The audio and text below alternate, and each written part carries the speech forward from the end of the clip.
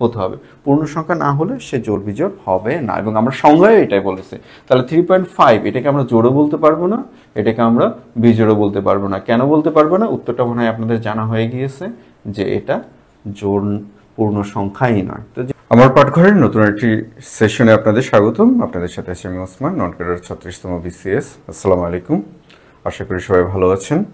তো আজকে আমাদের আলোচনার বিষয়বস্তু আপনারা দেখতে পাচ্ছেন। আমরা যে ধারাবাহিক গণিত ক্লাস শুরু করেছি সেই ধারাবাহিক গণিত ক্লাসে আজকে হলো 2 নম্বর ক্লাস।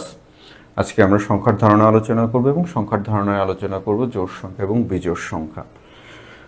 আলোচনার একদম শুরুতেই যারা প্রথমবারের মতো আমাদের ভিডিওটি দেখছেন তাদেরকে অনুরোধ করব লাইক, কমেন্ট এবং সাবস্ক্রাইব করে আমাদের সঙ্গে থাকুন, এবং এই সিরিজের প্রথম ভিডিওটি একটু দেখে আসবেন, কারণ যেহেতু এটি একটি ধারাবাহিক আলোচনা, একদম প্রথম ভিডিওটি না দেখলে আপনারা এইখানকার আলোচনাটা আপনাদের বুঝতে একটু সমস্যা হবে। তো চলুন আমরা আমাদের আলোচনায় চলে যাই। তো আলোচনা করব আমরা আজকে জোড় সংখ্যা এবং বিজোড় সংখ্যা নিয়ে। এর আগে আমরা আরো কয়েকটি বিষয় নিয়ে একটু আপনাদের সাথে আলোচনা করব।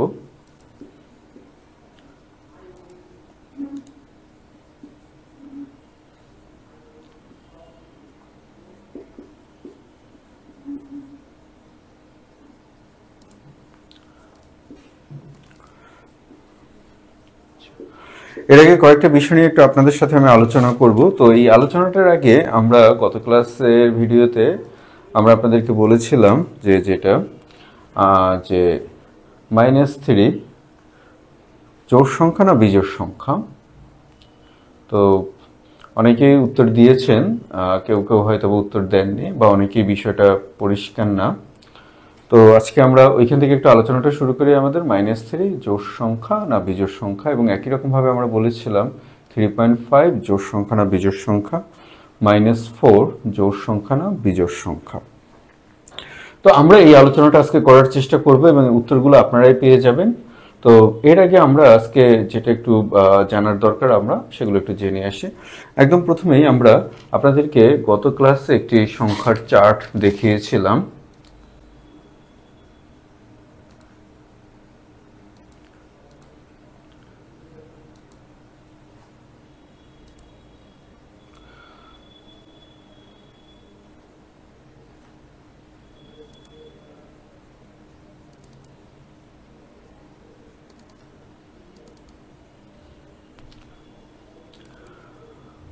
গত ক্লাসে আপনাদেরকে একটি আমি সংখ্যার চার্ট দেখিয়েছিলাম, এবং আমি আপনাদেরকে বলেছিলাম যে এই সংখ্যার চার্টটি আপনাদের জন্য খুব গুরুত্বপূর্ণ। এই সংখ্যার চার্টটি সম্পর্কে আপনাদের যদি পরিষ্কার ধারণা না থাকে তাহলে সংখ্যার ধারণায় আপনারা খুব একটা সুবিধা করতে পারবেন না।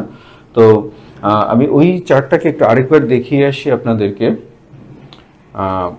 এটা হচ্ছে আমাদের সবগুলো হচ্ছে সংখ্যা। আমাদের এই সংখ্যাগুলোকে আমরা দুভাগে ভাগ করতে পারি, মোটা দাগে বাস্তব সংখ্যা, অবাস্তব সংখ্যা।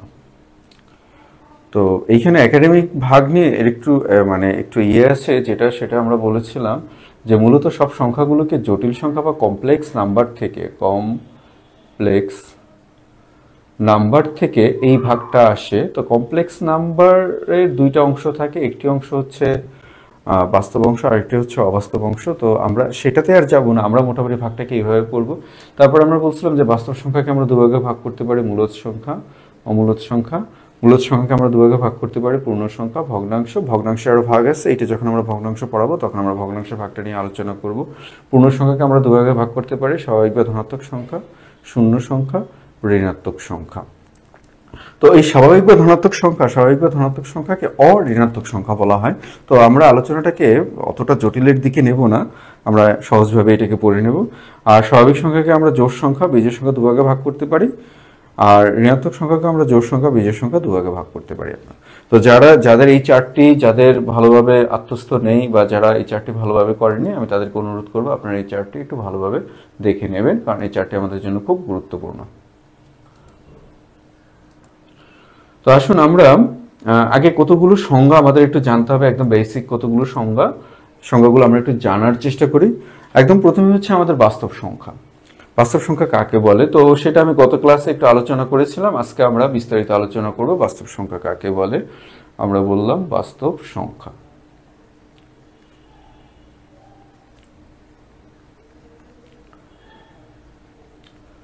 বাস্তব সংখ্যার ইংলিশটা হচ্ছে রিয়েল নাম্বার।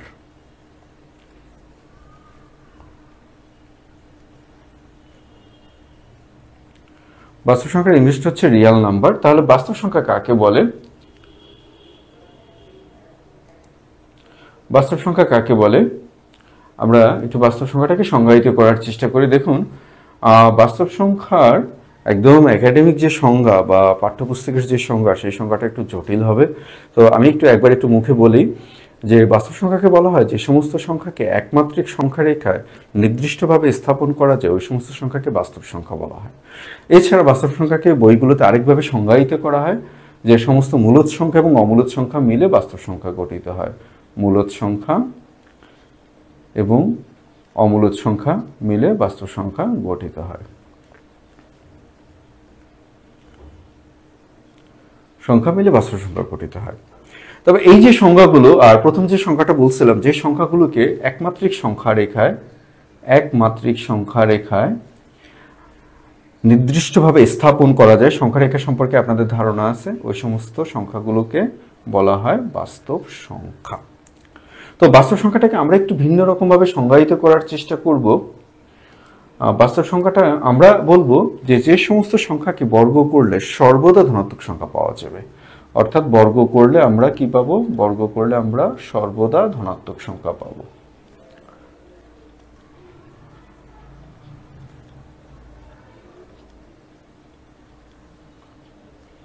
ধনাত্মক সংখ্যা পাওয়া যায়।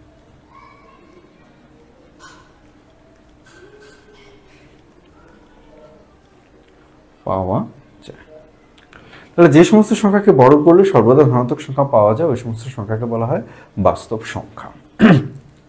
তো সেই বাস্তব সংখ্যাটা কি উদাহরণ হিসেবে আমরা দেখতে পারি, যেমন ধরুন 2। তো 2কে যদি আমরা বর্গ করি 2 তাহলে আমরা পাবো কত?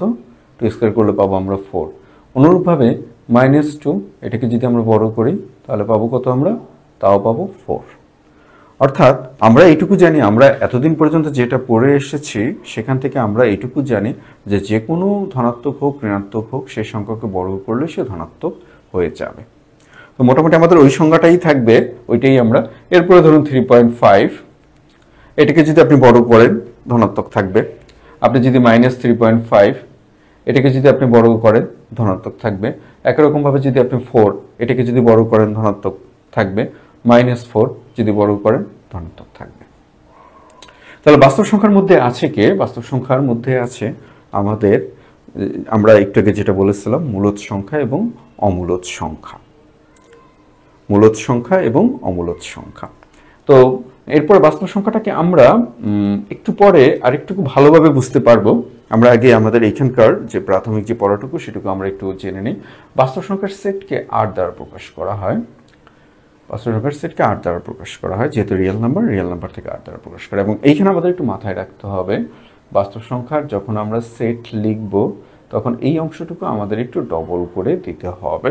আপনি যদি ভালো কোনো ইংলিশ বা বাইরের কোনো ইউনিভার্সিটির বা বাংলাদেশেরও ভালো কোনো রাইটারের বই যদি ধরেন, তাহলে এটাকে এইভাবে দেখবেন। কারণ যেহেতু সেট প্রকাশ করতেছি আমরা, তাহলে এটাকে একটু আমাদের বোল্ড করে দিতে হয় বা ডাবল করে দিতে হয়। তাহলে আমরা বাস্তব সংখ্যার সেটকে কি দ্বারা প্রকাশ করব?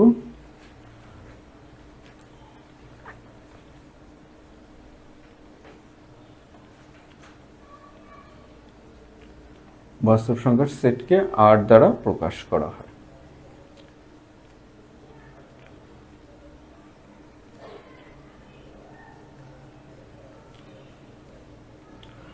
8 দ্বারা প্রকাশ করা হয়। তো এখন তাহলে বাস্তব সংখ্যার মধ্যে আছে কে আমাদের? বাস্তব সংখ্যার মধ্যে কারা আছে?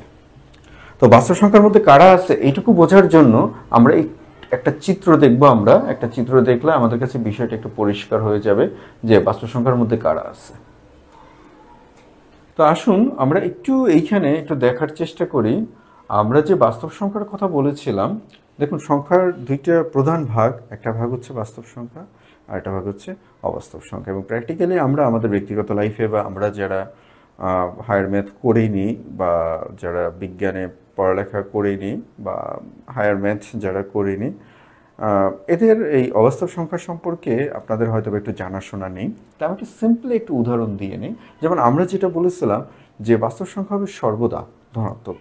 বর্গ করলে সর্বদা আমরা ধনাত্মক সংখ্যা পাবো। তো ফর এক্সাম্পল আপনারা এটা যদি একটু দেখেন, যেমন ধরেন আমি যদি টু, আমার কাছে টু মাইনাস টু, এটিকে যদি আমি বর্গ করি তাহলে আমি কত পাবো? মাইনাস টুকে বর্গ করলে আমি পাবো টু। আচ্ছা, কিন্তু আমি যদি এটাকে বর্গ করি রুট টু, আপনারা সবাই জানেন আমরা পাবো কত? টু, কারণ আমরা জানি যে স্কোয়ার এবং রুটে কাটাকাটি যায়। আচ্ছা, তো আমরা যদি এটাকে একটু এরকম করি, একটু চিন্তা করে দেখুন তো, minus root two whole square, এই ক্ষেত্রে আমাদের কি হবে? তো এখন দেখুন, আমরা যদি স্কোয়ার আর রুটটাকে যদি কেটে দেই তাহলে আমাদের কাছে থাকে একটা মাইনাস টু থাকে আমাদের। তাহলে আমরা যেটা বলেছিলাম যেটা হচ্ছে যে বাস্তব সংখ্যা হচ্ছে সেই সংখ্যাগুলো যে সংখ্যাগুলোকে বর্গ করলে আমরা কি পাবো? সর্বদা ধনাত্মক সংখ্যা পাবো। কিন্তু এই মাত্র আমরা একটা সংখ্যা পেলাম যে সংখ্যাটাকে বর্গ করার পরও আমরা একটা ঋণাত্মক সংখ্যা পেয়েছি। তো এই যে এই ধরনের যে সংখ্যাগুলো আছে আমাদের, এই সংখ্যাগুলোকে বলা হয় অবাস্তব সংখ্যা। তো এখন বাস্তব সংখ্যার মধ্যে কারা আছেন আমরা এটা একটু জানার চেষ্টা করব যে কারা বাস্তব সংখ্যার মধ্যে আছেন। দেখেন, বাস্তব সংখ্যার মধ্যে আছেন রেশনাল নাম্বারস। আমরা যেটা বলছিলাম যে আমরা যে সংখ্যার চারটার কথা বলছিলাম, রেশনাল নাম্বার মানে হচ্ছে মূলদ সংখ্যা, মূলদ। ইরেশনাল নাম্বার হচ্ছে অমূলদ। দেখেন, এখন রেশনাল নাম্বারের মধ্যে কারা আছে? ইরেশনাল নাম্বারে যা থাকবে সবগুলো দশমিক এবং সবগুলোই হবে অসীম দশমিক। ইরেশনাল নাম্বারের মধ্যে কারা আছে, রেশনাল নাম্বারের মধ্যে কারা আছে? ইন্টিজার্স, আমরা একটু পরেই পড়বো, যেটাকে বলবো আমরা পূর্ণ সংখ্যা। এর মধ্যে আছে হোল নাম্বার, অখণ্ড সংখ্যা। আর এর মধ্যে আছে ন্যাচারাল নাম্বারস, মানে স্বাভাবিক সংখ্যা। স্বাভাবিক সংখ্যা। তো আমরা মোটামুটি এইটুকু একটু বুঝতে পারলাম এবং এই জিনিসটুকু আপনাদের একটু ভালোভাবে জানতে হবে, এই জিনিসটুকু আপনাদের একটু ভালোভাবে বুঝতে হবে, কারণ এইটুকুর উপরেই আমাদের নির্ভর করবে যে আপনি সংখ্যার বিষয়টাকে কিভাবে আপনারা নিতে পারছেন। তো আমরা এইখানে আরেকটু চার্ট দেখাতে পারি আপনাদেরকে। দেখেন, এটা হচ্ছে আমাদের রিয়েল নাম্বার, রিয়েল নাম্বারের মধ্যে থাকবে আমাদের মূলদ সংখ্যা, মূলদ সংখ্যার মধ্যে থাকবে আমাদের পূর্ণ সংখ্যা, পূর্ণ সংখ্যার মধ্যে থাকবে আমাদের স্বাভাবিক সংখ্যা। একটু অবশ্যই একটু আপনারা খাতায় তুলে নেবেন। তাহলে এখন প্রশ্নটা আসলো যে আমরা এইখানে কিছু কিছু জিনিস শিখলাম, যে আমাদের এখানে চলে আসলো পূর্ণ সংখ্যা। আপনারা পূর্ণ সংখ্যা নামটা শুনেছেন, তাহলে পূর্ণ সংখ্যা কাকে বলে? পূর্ণ সংখ্যা কাকে বলে? তো আমরা একটু পূর্ণ সংখ্যা জানার চেষ্টা করব। পূর্ণ সংখ্যা, পূর্ণ সংখ্যার ইংলিশ হচ্ছে ইন্টিজার। ইন্টিজার। তো পূর্ণ সংখ্যা কাকে বলবো আমরা? পূর্ণ সংখ্যা হচ্ছে শূন্য সহ সকল ধনাত্মক এবং ঋণাত্মক অখণ্ড সংখ্যা। শূন্য সহ সকল ধনাত্মক এবং ঋণাত্মক অখণ্ড সংখ্যা। আপনারা একটু খাতায় লিখে নেবেন। আমি শুরুর দিনই মানে প্রথম ক্লাসে বলেছিলাম যে আপনাদের একটু কষ্ট করতে হবে, আমি সংজ্ঞাটা মুখে বলে যাব, যেহেতু রেকর্ডেড ক্লাস এটা আপনাদের থাকবে। তো আসুন আমরা তাহলে পূর্ণ সংখ্যার মধ্যে আমাদের কারা থাকবে? পূর্ণ সংখ্যার মধ্যে থাকবে আমাদের, দেখুন আমরা দুটো জিনিস বলেছিলাম, একটা হচ্ছে অখণ্ড মানে ভগ্নাংশ বা দশমিক থাকতে পারবে না, এবং শূন্য সহ ধনাত্মক এবং ঋণাত্মক সংখ্যা। তাহলে আমরা যদি লিখি এখানে শূন্য, যেহেতু সংখ্যায় বলাই আছে, এরপরে লিখলাম আমরা 1 2 3 4 5। আমরা এটাকে এইভাবে লিখে শেষ করতে পারবো না। আচ্ছা, আমরা যদি ঋণাত্মক সংখ্যার দিকে আসি, -1 -2 -3, আমরা এদিকে আসি, এটাকেও এখানে গুণে শেষ করতে পারবো না। তাহলে পূর্ণ সংখ্যার সেটকে প্রকাশ করা হয় জেড দ্বারা। আমরা আগের মতো এভাবে একটু লিখে নেব যে পূর্ণ সংখ্যার সেটকে প্রকাশ করা হয় জেড দ্বারা। এখানে এটাকে একটু ডবল করে দেব আমরা। আর যে কোনো সেটকে আপনারা জানেন সেকেন্ড ব্র্যাকেট দিয়ে প্রকাশ করতে হয়, তাহলে আমরা ওভাবে ওইখানে যেটা লিখেছি আমরা ওভাবে লিখবো, এবং এটা হবে একটা অসীম সেট দুই দিক থেকে, বাম দিক থেকেও অসীম হবে, ডান দিক থেকেও অসীম হবে। তাহলে আমরা বুঝতে পারলাম পূর্ণ সংখ্যা। তাহলে পূর্ণ সংখ্যাটা আলটিমেটলি কি দাঁড়ালো? শূন্য সহ সকল ধনাত্মক এবং ঋণাত্মক অখণ্ড সংখ্যাকে আমরা কি বলবো? পূর্ণ সংখ্যা বলবো। কিন্তু এখন আমি যদি বলি যে 3.5 এটা কি পূর্ণ সংখ্যা? এটা কি ইন্টিজার হবে? নিশ্চয়ই আপনারা বুঝতে পারতেছেন যে এইটা ইন্টিজার হবে না, তার কারণ হলো এইটা অখণ্ড সংখ্যা নয়। এরপরে চলে এসে আমরা স্বাভাবিক সংখ্যা। স্বাভাবিক সংখ্যা, স্বাভাবিক সংখ্যাটা হচ্ছে ন্যাচারাল নাম্বার।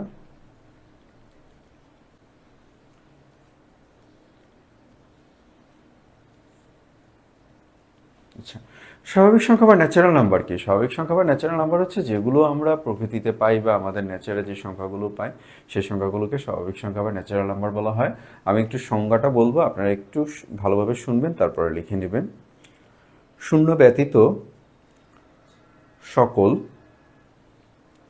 অখণ্ড ধনাত্মক সংখ্যাকে শূন্য ব্যতীত সকল ধনাত্মক পূর্ণ সংখ্যাকে বা অখণ্ড সংখ্যাকে স্বাভাবিক সংখ্যা বলা হয়। তাহলে স্বাভাবিক সংখ্যার মধ্যে কি আসতে পারে? যেমন 1 আসতে পারে, 2 আসতে পারে, 3 আসতে পারে, 4 আসতে পারে, 5 আসতে পারে, ইত্যাদি ইত্যাদি ইত্যাদি ইত্যাদি আসতেই পারে। তাহলে এগুলো কি? এগুলো হচ্ছে আমাদের জন্য স্বাভাবিক সংখ্যা। কিন্তু আমরা যদি বলি 0, হ্যাঁ 0 পূর্ণ সংখ্যা, কিন্তু 0 স্বাভাবিক সংখ্যা নয়। যদি আমরা বলি -1, -1 পূর্ণ সংখ্যা কিন্তু স্বাভাবিক সংখ্যা নয়। এবার এসে আমরা স্বাভাবিক সংখ্যার সেটকে n দ্বারা প্রকাশ করা হয়। স্বাভাবিক সংখ্যার সেটকে n দ্বারা প্রকাশ করা হয়। তাহলে n কে আমরা লিখতে পারি 1, 2, 3 ইত্যাদি ইত্যাদি ইত্যাদি আমরা লিখতে পারি। তাহলে আশা করি সবাই বুঝতে পারছেন। এই ক্ষেত্রে আমি একটু বলে রাখি যে আমরা যখন সংখ্যাগুলো বলেছি সেই সংখ্যাগুলোকে পুরোপুরি টেক্সট বুক বা একদম একাডেমিকভাবে যেভাবে বলা হয় আমরা সেভাবে বলার চেষ্টা করিনি, তাতে আপনাদের একটু বুঝতে সমস্যা হবে। যেমন এখানে বলা হয়ে থাকে অঋণাত্মক সংখ্যা বলে একটা টার্ম ব্যবহার করা হয়, আমরা সেই টার্মটাকে ব্যবহার করিনি।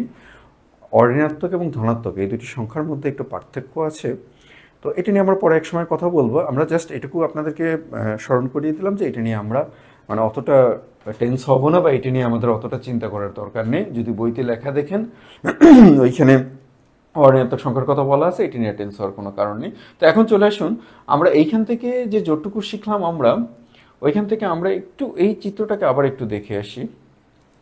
দেখেন এখন আপনারা দেখলে মনে চিত্রটা দেখলে মনে এখন বুঝতে পারবেন বা কিছুটা বুঝতে পারতেছেন যে এটা হচ্ছে আমাদের সমস্ত রিয়েল নাম্বার, অর্থাৎ আমাদের যত বাস্তব সংখ্যা আছে সবগুলো বাস্তব সংখ্যা হচ্ছে এই বাস্তব সংখ্যার সেট। এখন এই বাস্তব সংখ্যার সেটের মধ্যে আছে কে? বাস্তব সংখ্যার সেটের মধ্যে আছে মূলদ সংখ্যা। মূলদ সংখ্যার মধ্যে আছে কে? মূলদ সংখ্যা দু ধরনের হতে পারে, ভগ্নাংশ এবং পূর্ণ সংখ্যা। তাহলে এই পূর্ণ সংখ্যা আর পূর্ণ সংখ্যার মধ্যে আছে কে? পূর্ণ সংখ্যার মধ্যে আছে আমাদের ন্যাচারাল নাম্বার। এইটা অনেক সময় পরীক্ষায় দেয় এবং সেট যখন আমরা পড়বো তখন সেট এই জিনিসটুকু আমাদের কাজে লাগবে। তো এরপরে চলে আসি আমরা আজকে যেখানকার আলোচনাটাতে আমরা ছিলাম, আমরা সেই জায়গাটাতে চলে আসি যে আমরা আলোচনাতে ছিলাম জোড় সংখ্যা এবং বিজোড় সংখ্যা নিয়ে। আমরা বলেছিলাম যে জোড় সংখ্যা এবং বিজোড় সংখ্যা নিয়ে আমরা আলোচনা করব। এবার চলে আসুন আমরা জোড় সংখ্যা বিজোড় সংখ্যা কাকে বলবো। প্রথমে আমরা চলে আসি জোড় সংখ্যা। প্রায় প্রত্যেকটা পরীক্ষাতে এইখান থেকে আসে এবং আমি আপনাদেরকে এইটুকু নিশ্চয়তা দিতে পারি, যদি আপনারা আমাদের এই ক্লাসটুকু করেন ইনশাল্লাহ আপনারা জোড় এবং বিজোড় সংখ্যা নিয়ে আপনাদের অন্তত প্রিলিমিনারি পরীক্ষাতে, যে কোনো প্রিলিমিনারি পরীক্ষাতে যে প্রশ্নগুলো আসবে আমি বিশ্বাস করি ইনশাল্লাহ আপনারা সেগুলোকে আত্মবিশ্বাসের সাথে সলভ করে আসতে পারবেন। তো জোড় সংখ্যার ইংলিশটা হচ্ছে ইভেন নাম্বার। Even number. আচ্ছা, তো আর বিজোড় সংখ্যা আমরা একসাথেই পড়ব। বিজোড় সংখ্যা এটাকে বলবো আমরা অড নাম্বার। Odd number. তো প্রথমে চলে আসি আমরা জোড় সংখ্যা কাকে বলে। তো মানে আমার নিজের অভিজ্ঞতা হলো আমরা জোড় সংখ্যা চিনি, ছোটবেলা থেকে আমরা জোড় সংখ্যা চিনে আসছি, যেমন 2, 4, 6, 8, 10 ইত্যাদি ইত্যাদি আমরা জোড় সংখ্যাগুলো চিনে আসছি। কিন্তু সংখ্যাটা আসলে কি, এখানে সংখ্যাটা আমাদের জন্য খুব গুরুত্বপূর্ণ, কারণ আমি শুরুতে যেটা বলছিলাম যে -4 জোড় হবে না বিজোড় হবে, 3.5 জোড় হবে না বিজোড় হবে, এটা নিয়ে আপনাদের মানে আমি শুরুতেই প্রশ্ন করেছিলাম আপনাদেরকে। তো আমরা যদি এটুকু ঠিকমতো বুঝতে পারি তাহলে আমরা সেটার আনসার দিতে পারবো। তো আসুন জোড় সংখ্যা আসলে কাকে বলে। জোড় সংখ্যা হচ্ছে, আমি একটু সংখ্যাটা বলি আপনারা একটু লিখে নেবেন, যে সমস্ত পূর্ণ সংখ্যাকে 2 দ্বারা ভাগ করলে কোনো ভাগশেষ থাকে না, অথবা এভাবে বলতে পারেন যে সমস্ত পূর্ণ সংখ্যা 2 দ্বারা নিঃশেষে বিভাজ্য হয় ওই সমস্ত সংখ্যাকে জোড় সংখ্যা বলা হয়। তো তাহলে আমরা তাহলে জোড় সংখ্যা, তাহলে কি কি জোড় সংখ্যা হতে পারে আমাদের, যে আমরা উপরে যে উদাহরণটা লিখেছি ওই উদাহরণটাই আমরা তুলে দেব, 6, 8, 10 তুলে দেব। এবং তাহলে জোড় সংখ্যার আমরা যখন জোড় সংখ্যাকে যখন আমরা সংজ্ঞায়িত করতে যাব, তো দেখো আমরা জোড় সংখ্যাটাকে এভাবে সংজ্ঞায়িত করতে পারি, যদি কে একটি পূর্ণ সংখ্যা হয় তাহলে 2কে সর্বদা জোড় সংখ্যা হবে, 2কে সর্বদা জোড় সংখ্যা হবে। তাহলে 2কে সর্বদা জোড় হবে। আমি একটু বুঝিয়ে দিচ্ছি আপনাদের, বুঝতে যদি সমস্যা প্রবলেম নেই, আমি আপনাদেরকে বুঝিয়ে দিচ্ছি। তো এর মানেটা কি, আমরা একটু আগেই পড়ে এসেছি যে পূর্ণ সংখ্যা কি, একটু আগে আমরা পড়ে এসেছি যে কোনো অখণ্ড সংখ্যা। তো দ্যাট মিনস 2k বা 2n আপনি যেইটা লেখেন কোনো সমস্যা নেই। এখন আপনি n এর মান বসান, n এর মান আপনি যে কোনো পূর্ণ সংখ্যা বসান, 0 বসান, 1 বসান, 2 বসান, 3 বসান, যাই বসান না কেন। দেখেন যদি আমরা 0 বসাই, 0 বসালে আমাদের এখানে আসবে 0, যদি আমরা 1 বসাই আমাদের এখানে আসবে 2, যদি আমি 2 বসাই আমাদের এখানে আসবে 4। তাহলে প্রতি ক্ষেত্রে আপনি কি পাচ্ছেন, প্রতি ক্ষেত্রেই আপনি জোড় সংখ্যা পাচ্ছেন। তো এই বিষয়টুকু আমাদের দরকার এবং এই বিষয়টুকু আমাদের একটু মাথায় রাখতে হবে। এই বিষয়টুকু আমাদের মাথায় না রাখলে আমরা অঙ্ক করতে পারবো না। তো তাহলে জোড় সংখ্যাকে আমরা এভাবে লিখতে পারি, জোড় সংখ্যা সমান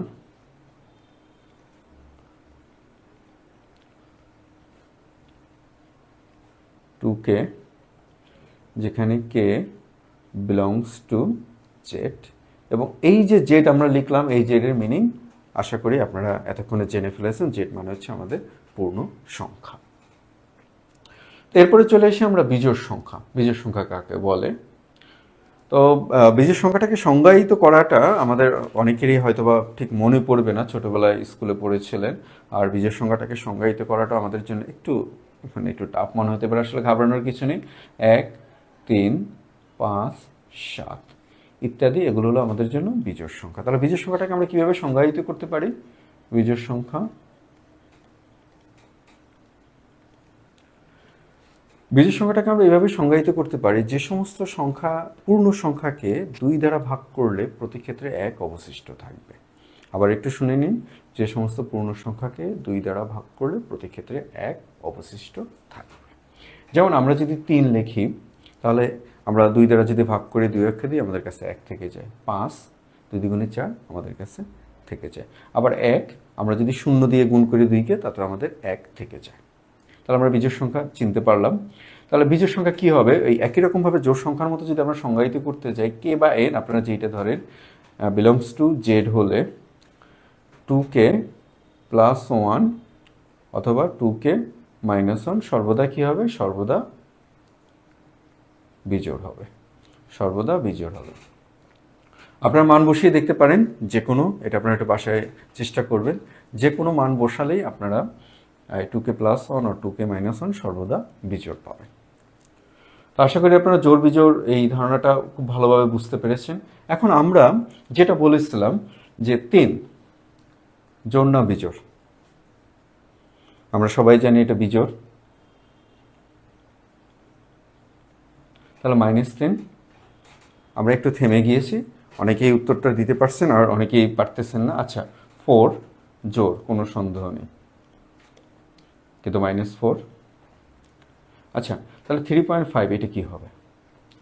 তো আমরা একটু উত্তর দেওয়ার চেষ্টা করি। এই উত্তরটা দিতে গেলে আমরা যে সংখ্যার চার্টটা আপনাদেরকে দেখিয়েছিলাম, সেই সংখ্যার চার্টটাতে আমরা আরেকবার একটু যাব।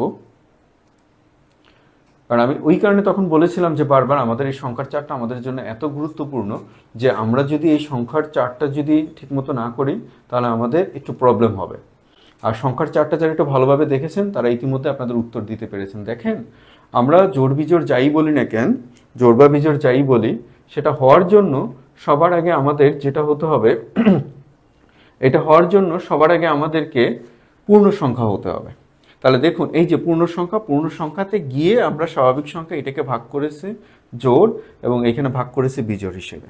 তো তার মানে কি, তার মানে যে কোনো সংখ্যাকে সেটাকে যদি জোড় বিজোড় হতে হয় তাহলে তাকে সবার আগে কি হতে হবে, সবার আগে তাকে পূর্ণ সংখ্যা হতে হবে। পূর্ণ সংখ্যা না হলে সে জোড় বিজোড় হবে না, এবং আমরা সংজ্ঞায় এটাই বলেছি। তাহলে 3.5 এটাকে আমরা জোড়ও বলতে পারবো না, এটাকে আমরা বিজোড়ও বলতে পারবো না। কেন বলতে পারবো না? উত্তরটা মনে হয় আপনাদের জানা হয়ে গিয়েছে যে এটা জোড় পূর্ণ সংখ্যাই নয়। তো যেহেতু পূর্ণ সংখ্যা না, তাহলে জোড় আর বিজোড় কি?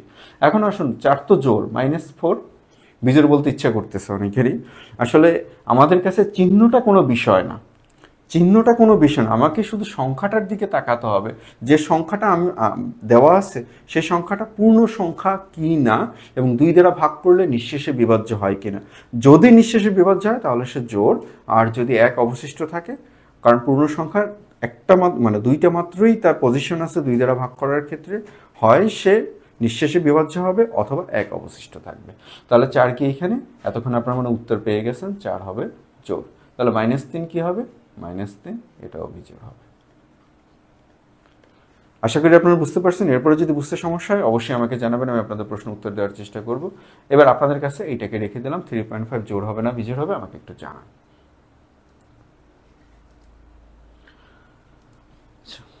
তো আসুন এবার আমরা একটু চেষ্টা করি। আমরা তো জোড় বিজোড় শিখলাম, খুব আশা করি আমি চেষ্টা করেছি আপনাদেরকে ভালোভাবে জোড় বিজোড় সম্পর্কে ধারণা দেওয়ার জন্য। এবার আসুন আমরা এই জোড় বিজোড় থেকে কয়েকটা ম্যাথ করার চেষ্টা করব। এখন দেখুন এই যে ম্যাথটা পরীক্ষায় অনেকবার আসছে, অনেকবার, এক্স এবং ওয়াই উভয় বিজোড় সংখ্যা হলে নিচের কোনটি জোড় সংখ্যা হবে। এখন আপনারা যাদের কাছে বিভিন্ন বইপত্র আছে ওই সমস্ত বইপত্রে আপনারা খুব সম্ভবত একদম ভেরি ফার্স্ট ওইখানে লেখা আছে জোড় যোগ জোড় সমান জোড়, এভাবে লেখা আছে। বিজোড় যোগ জোড় সমান বিজোড়, বিজোড় যোগ বিজোড় সমান জোড়, জোড় গুণ বিজোড় সমান জোড়। আসলে এতগুলো মনে রাখা আমার পক্ষে সম্ভব না, 2-1টা টসকে যেতে পারে এবং টসকে যায়। তো ঘাবড়ানোর কিছু নেই, আমরা জাস্ট আপনাদেরকে একটা নিয়ম শিখিয়ে দেবো। ওই একটা নিয়ম দিয়ে আপনার যতগুলো ম্যাথ আছে এই ধরনের, আপনি সবগুলো ম্যাথ খুব আত্মবিশ্বাসের সাথে করে আসতে পারবেন। তো এই ক্ষেত্রে আমাদের একটু শুনতে হবে, আপনারা একটু মনোযোগ দিয়ে শুনুন। এই ক্ষেত্রে আগে আপনারা ম্যাথটি পড়বেন, খুব ভালোভাবে ম্যাথটিকে পড়ে নেবেন। ম্যাথটিকে পড়ার পর দেখুন এক্স এবং ওয়াই উভয়ই বিজোড় বলে দিয়েছে। তাহলে আমাদের কাছে এক্স ওয়াই উভয়ই বিজোড়। এক্ষেত্রে আমরা যেটা করব, যদি প্রশ্নে যেটা বলা থাকবে আমরা সেটা ধরে নেব। যদি জোড় বলা থাকে আমরা জোড় ধরে নেব, আর যদি বিজোড় বলা থাকে তাহলে আমরা বিজোড় ধরে নেব। তাহলে এক্স যেহেতু দুইটাই বিজোড় ধরেছে, আমরা এটাকে ধরি 3 আর এটাকে ধরি আমরা 5। এখন কেউ প্রশ্ন করতে পারেন যে স্যার 1 ধরলে কি কোনো সমস্যা আছে? কোনো সমস্যা নেই, তবে 1-এর কিছু ক্যারেক্টারিস্টিক্স আছে যেগুলো পরীক্ষার হলে আপনাকে একদম তালগোল পাকিয়ে দেবে। এই কারণে বলি ভাই, আপনি এই মানে এইটার যে কোনো বিজোড় সংখ্যা আপনি যত বড় সংখ্যা ধরেন, প্রয়োজনে আপনি ঋণাত্মক সংখ্যা ধরেন, তাতে এইটা মিলবে। কিন্তু সেই এক্সপেরিমেন্টটা একটা চাকরি হওয়ার পর করবেন, এখন আর করার দরকার নেই।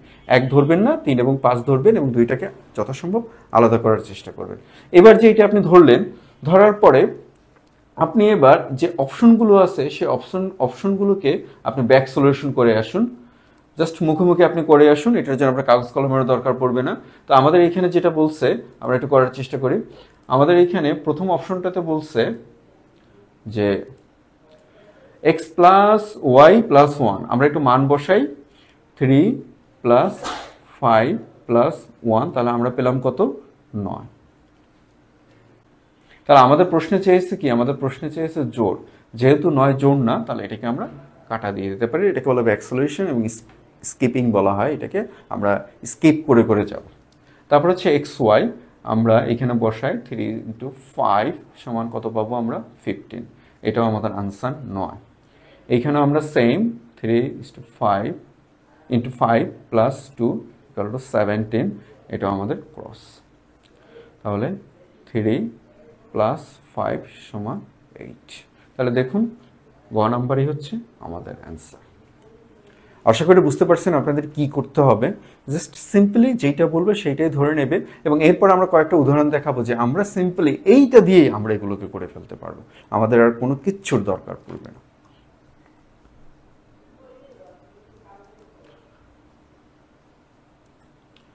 আসুন পরে ম্যাথটিতে আসুন। যদি এন এবং পি দুটি অযুগ্ম এবং বিজোড় সংখ্যা হয় তবে নিচের কোনটি অবশ্যই যুগ্ম বা জোড় সংখ্যা হবে। দেখেন আমরা জোড় সংখ্যাকে যুগ্ম সংখ্যাও বলতে পারি, আর বিজোড় সংখ্যাকে আমরা অযুগ্ম সংখ্যাও বলতে পারি। সেম, এটা আপনাদের জন্য আগের অঙ্কটার মতোই সেম। আপনারা এভাবে এটাকে ধরে আপনারা একটু করেন এবং করে আমাকে একটু জানান, এবং যদি কারো বুঝতে সমস্যা হয় অবশ্যই আমাকে জানাবেন। এন এবং পি এর কথা বলা আছে, তো আগের মতোই আমরা ধরে নেব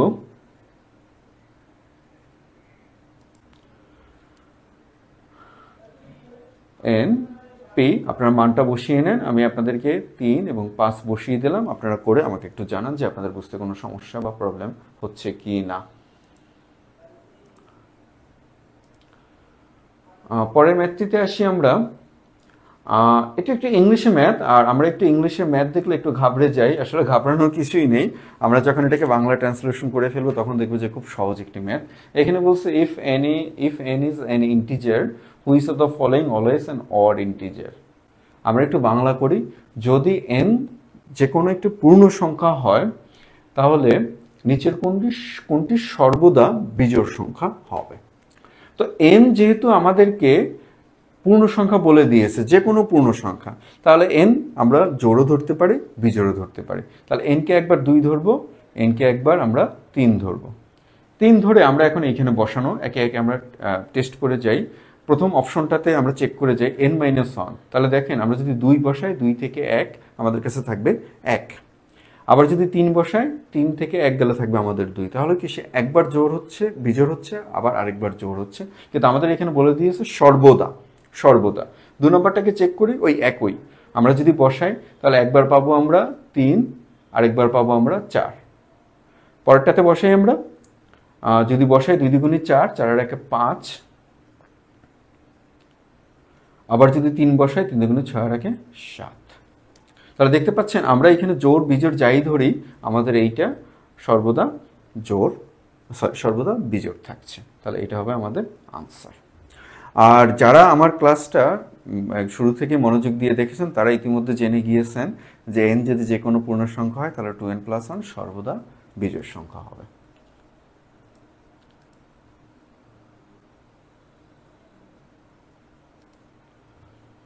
আচ্ছা, তো এইখানে একটা ম্যাথ আছে। এই ম্যাথটা জাস্ট আপনাদের যাদের প্রাইমারি বা যাদের স্বপ্ন এনটিআরসি এই ম্যাথটা তারা না করলেও হবে, কিন্তু যারা বিসিএস নিয়ে স্বপ্ন দেখেন বা ব্যাংকের স্বপ্ন দেখেন তাদের জন্য এই ম্যাথটা দরকারি খুব। আমি একটু বলে দিই, এখানে বলছে if A cube is odd which of the following is true. তো আপনাকে এ কিউব অড বলছে, দ্যাট মিনস এ কিউব হবে বি জোড়। খুব কঠিন না অঙ্ক, কঠিন মনে হতে পারে কিন্তু খুব কঠিন একটা, আমার সাথে বোঝার চেষ্টা করুন। তাহলে এ কিউব যদি অড হয়, তো অড বলে দিয়েছে, দ্যাট মিনস তাহলে সে অবশ্যই পূর্ণ সংখ্যা হবে, কারণ আমরা জানি কি জোড় বিজোড় হতে হলে তাকে ইন্টিজার হতেই হবে। তো সেটা যদি হয় তাহলে এর মান আমরা একবার জোড় ধরি, এর মান আমরা একবার বিজোড় ধরে এবার আমরা মানগুলো বসিয়ে দিই। তাহলে এ স্কোয়ার সমান কত 4, এ কিউব সমান কত 8। তাহলে এইখানে আমরা এ স্কোয়ার সমান একবার পাবো 9, এ কিউব সমান একবার পাবো 27। তাহলে এখন একটু দেখুন আপনারা যে আমাদের মানটা আলটিমেটলি কোথায় গিয়ে আমরা মানটাকে অড পাচ্ছি। এ কিউবের মানটা অড পাচ্ছি আমরা দ্বিতীয় ক্ষেত্রে, অর্থাৎ এই ক্ষেত্রে গিয়ে আমরা এ কিউবের মানটাকে আমরা অড পাচ্ছি। আর প্রথম ক্ষেত্রে আমরা এ কিউবের মানটাকে গিয়ে আমরা পাচ্ছি কি, এ কিউবের মানটাকে গিয়ে আমরা পাচ্ছি ইভেন পাচ্ছি আমরা। তো বেসিকলি যেটা যারা মানে ব্যাংকের জন্য যারা প্রিপারেশন নেবেন তাদের হয়তো এই বিষয়টা জানা আছে, জানা না থাকলেও একটু মাথায় রেখে দেবেন, যেটা হচ্ছে যে একটি জোড় সংখ্যার আমরা যতই তার ঘাত করি, ঊর্ধ্বঘাতে যাই, তার সে ঊর্ধ্বঘাতগুলো সর্বদা জোড় থাকবে। আর বিজোড় সংখ্যার আমরা যত ঊর্ধ্বঘাতে যাব, বিজোড় সংখ্যার ওই ঊর্ধ্বঘাতগুলো সবগুলোই বিজোড় হবে। তো তার মানে আপনি এখন a সমান 3 ধরে আপনি a square, a cube, a to the power 4, a to the power 5, a to the power 6 আপনি যাই করেন সবগুলোই বিজোড় আসবে।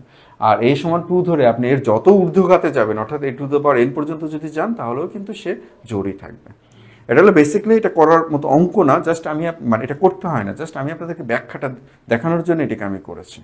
তো তার মানে কি, তার মানে হচ্ছে যখন এ কিউব অড বলে দিয়েছে তাহলে এর যতগুলো ঘাত পাবো প্রত্যেকটাই আমাদের জন্য অড হতে হবে।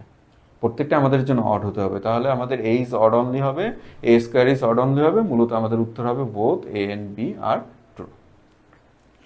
যদি বুঝতে কারো সমস্যা হয় অবশ্যই জানাবেন, আমরা চেষ্টা করবো আপনাদেরকে নেক্সট ক্লাসে একটু বুঝিয়ে দেওয়ার জন্য। আচ্ছা আচ্ছা, তো পরে আরেকটি ম্যাথ আছে, এই ম্যাথটি আচ্ছা আমি একটু বলি দেখি আপনারা এটার উত্তর দিতে পারেন কিনা।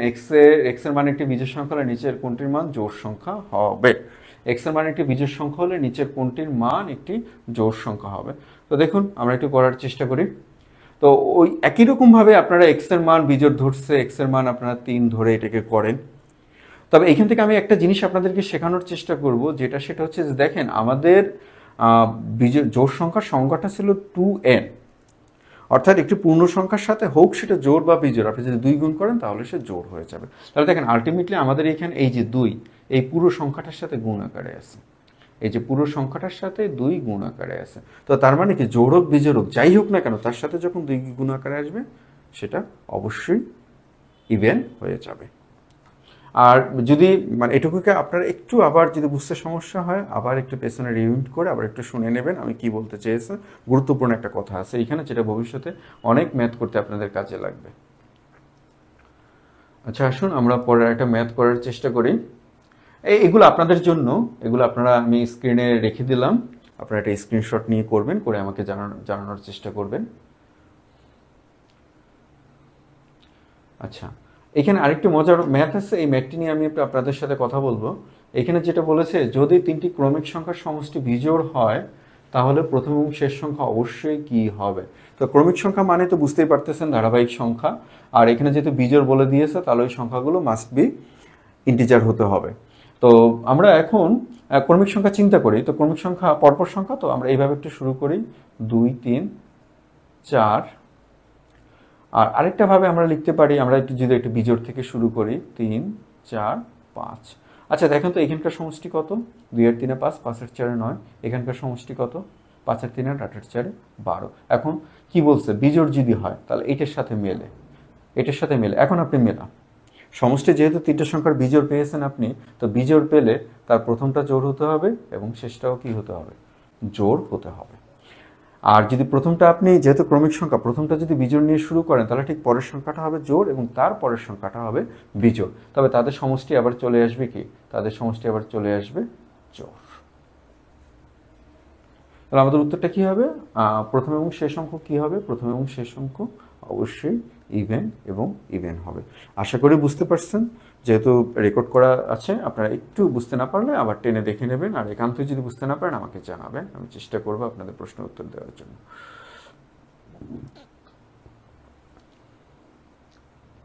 সেম ম্যাথ আমি এখানে এটাকে একটু রেখে দিলাম, আপনারা স্ক্রিনশট দিয়ে এটাকে একটু করার চেষ্টা করবেন। আর আরেকটি মজার ম্যাথ আছে, খুব চমৎকার একটি ম্যাথ। এই ম্যাথগুলো আপনাদেরকে একটু চিন্তা করতে শেখাবে যে ম্যাথের একটা সৌন্দর্য। আমি প্রায়ই বলি যে ম্যাথের এটা বা গণিতের অদ্ভুত একটা নেশা আছে, আমি প্রায়ই বলি আপনাদেরকে এটা হলো সেরকম নেশার একটা ম্যাথ। এটা মানে এই ধরনের ম্যাথগুলোকে যখন আপনি বুঝতে শিখবেন, আপনি ম্যাথ পারুন বা না পারুন আপনি কিন্তু ম্যাথের প্রেমে পড়ে যাবেনই।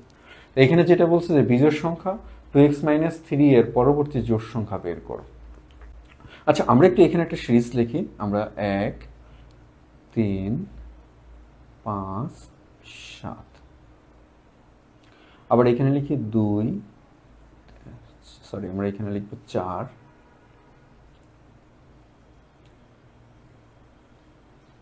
2 4 6। এবার একটু লক্ষ্য করুন, দেখেন আমরা প্রথম সংখ্যাটা যদি বিজোড় ধরি তাহলে পরের সংখ্যাটা জোড়, আবার প্রথম সংখ্যাটা যদি আমরা জোড় ধরি তাহলে পরের সংখ্যা কি? বিজোড়।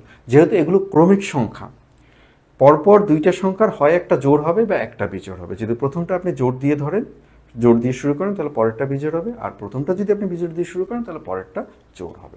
এবার দেখুন আপনি এই যে এইটা আমরা তো বিজোড় সংখ্যা তাই না, এই বিজোড় সংখ্যার পরবর্তী জোড় সংখ্যাটা বের করার জন্য আমরা কি করতেছি? সিম্পলি এর সাথে 1 যোগ করে দিচ্ছি। এই বিষয়টুকু আশা করি বুঝতে পারছেন। আবার ধরুন আমার কাছে 3 আছে, 3-এর পরবর্তী জোড় সংখ্যাটা বের করার জন্য আমি কি করব? যেহেতু 3 বিজোড় তাহলে পরবর্তী জোড় সংখ্যাটা বের করার জন্য এর সাথে যোগ করে দেব। আবার চিন্তা করে দেখুন, আমি এখানে 3 লিখলাম, তাহলে 3-এর পরবর্তী বিজোড় যদি বের করতে বলে তাহলে আমি সিম্পলি কি করব, এর সাথে 2 যোগ করে দেব, 3 আর 2 5। আবার আমার এখানে 4 বলছে, 4-এর পরবর্তী জোড় বের করার জন্য আমরা কি করব, 2 যোগ করে দেব। তো এইটুকু মনে হয় আপনারা বুঝতে পারছেন। তো যদি এটুকু বুঝতে পারেন তাহলে আমরা এবার একটু চলে আসি আমাদের ম্যাথটিতে, যে 2x - 3 এর পরবর্তী জোড় সংখ্যা, তাহলে এটা তো বিজোড়, 2x - 3 এটা তো বিজোড়, তাহলে এর যদি পরবর্তী জোড় বের করতে হয়, আমরা একটু আগে দেখিয়ে আসছি যে কোনো একটা বিজোড় সংখ্যার সাথে যদি 1 যোগ করি তাহলে ঠিক পরবর্তী জোড় সংখ্যাটা আমরা পাবো। তাহলে আমরা এর সাথে সিম্পলি 1 যোগ করে দেই, 1 যোগ করে দিলে 2x - 2, এখান থেকে যদি আমরা 2 কমন নিই তাহলে x - 1। মানে আশা করি বুঝতে পারতেছেন যে আমি যে কথাটা বলেছিলাম, মনে হয় যে আপনারা প্রায় সবাই আমার সাথে একমত হবেন। এটাই গণিতের সৌন্দর্য, এটাই গণিতের মায়া, যে যারা বড় বড় বৈজ্ঞানিক বা গণিতবিদ যারা ছিলেন, নাও খাওয়া ভুলে তারা কেন গণিত করতেন, এটাই গণিতের কুহক, এটাই গণিতের মায়া। তো যাই হোক, আমি বোঝানোর চেষ্টা করেছি, এবং যেহেতু এটা রেকর্ড আছে আপনারা একটু টেনে দেখে নেবেন, যদি বুঝতে সমস্যা আমাকে জানাবেন।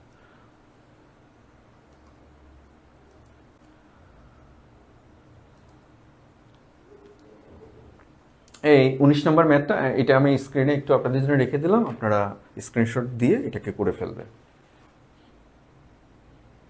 আচ্ছা, তো পরে আরেকটা ম্যাথ আছে, এই ম্যাথটা এটা আমি করাবো না, এটা একদম মুখস্থ করতে হবে আমাদের। কোনো বিজোড় স্বাভাবিক সংখ্যা ড্যাশকে 8 দ্বারা ভাগ করলে প্রতি ক্ষেত্রে 1 অবশিষ্ট থাকবে, 4 দ্বারা ভাগ করলে প্রতি ক্ষেত্রে 1 অবশিষ্ট থাকবে, বর্গকে, এটাকে মুখস্থ করবেন যে কোনো বিজোড় স্বাভাবিক সংখ্যাকে 4 দ্বারা ভাগ করলে প্রতি ক্ষেত্রে ভাগশেষ 1 হবে। এইটা নবম দশম শ্রেণীর বইতে একটা প্রমাণ হিসেবে পড়ানো হয়।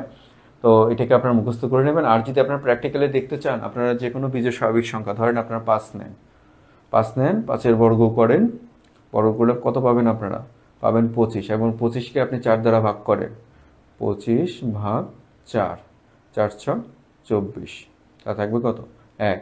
এবার আপনি 7 নেন, 7×7 = 49, 4×12 = 48, সাথে থেকে যাবে 1। এটাকে মুখস্থ করতে হবে। আর যারা রিটেন পরীক্ষা দেবেন বিসিএস এ, যাদের 52 রিটেন যাদের দেবেন, এটা এই এই এই প্রমাণটুকু আপনাদের মানে রিটেনের ম্যাথ হিসেবে করতে হবে। তো এই ছিল আমাদের মোটামুটি আজকের আলোচনা, জোড় এবং বিজোড় সংখ্যার আলোচনা। তো আমি চেষ্টা করেছি প্রথাগতভাবে আমরা যেভাবে পড়ি সেভাবে না পড়িয়ে অন্তত গণিতের জন্য যে জিনিসটুকু দরকার, অর্থাৎ একদম ভিত্তি থেকে, অর্থাৎ বেস থেকে, ফান্ডামেন্টাল বেস থেকে যেভাবে ম্যাথটা হয়ে আসা উচিত আমি ঠিক সেভাবেই চেষ্টা করেছি। এবং আমি এখানে জোর দিয়েছি উইথ রেসপেক্ট যারা অনলাইনে বা অফলাইনে করান, তারা যেরকম শর্টকাট বা এইদিকে যেরকম যোগটা দেন বা জোরটা দেন, আমি সেই দিকে জোরটা না দিয়ে আমি জোরটা দিয়েছি গণিতকে বোঝার দিকে, গণিতকে অনুধাবন করার দিকে আমি জোরটা দিয়েছি। তো একটা ক্লাসে তো আর সব কিছু করিয়ে ফেলা সম্ভব না। তো আপনাদেরকে অনুরোধ করব, যদি আপনাদের কোথাও বুঝতে সমস্যা হয় বা কোনো ম্যাথ নিয়ে যদি কোনো প্রবলেম হয়, আমার সাথে যোগাযোগ করবেন। আমরা চেষ্টা করব আপনাদের প্রশ্নগুলোর উত্তর দেওয়ার জন্য, এবং আমাদের এই ক্লাসগুলো এরকমভাবে ধারাবাহিকভাবে চলতে থাকবে। আমরা চেষ্টা করব আপনাদেরকে পূর্ণাঙ্গ শিডিউল দিয়ে দেওয়ার জন্য। আর একই সাথে অনুরোধ করব যে যারা এখন পর্যন্ত আমাদের চ্যানেলটিকে সাবস্ক্রাইব করেননি, তাদেরকে অনুরোধ করব লাইক, কমেন্ট, শেয়ার এবং সাবস্ক্রাইব করে আমাদের পাশে থাকবেন। এবং আরেকটি গুরুত্বপূর্ণ মেসেজ আপনাদেরকে আমি দেওয়ার চেষ্টা করব, সেটা হলো যে আপনারা তো বুঝতে পারতেছেন যে আমরা আসলে ম্যাথগুলোকে কীভাবে করানোর চেষ্টা করি বা প্রত্যেকটা ক্লাস আমরা কীভাবে চেষ্টা করি। যদি কারো মনে করেন যে যেটা ফ্রি, তো এটা ফ্রি, এটার জন্য এটা সবার জন্য উন্মুক্ত থাকবে। এরপরে যদি কারো মনে করেন যে অ্যাডভান্স লেভেলের ম্যাথে তার প্রিপারেশন দরকার, বা বিসিএস বা ব্যাংকের জন্য তার প্রিপারেশন দরকার, সেক্ষেত্রে আমাদের এই ধরনের কোর্স চালু আছে, আপনারা যোগাযোগ করতে পারেন, সেখানে আপনাদেরকে বিস্তারিত জানিয়ে দেওয়া হবে। সবার জন্য শুভকামনা।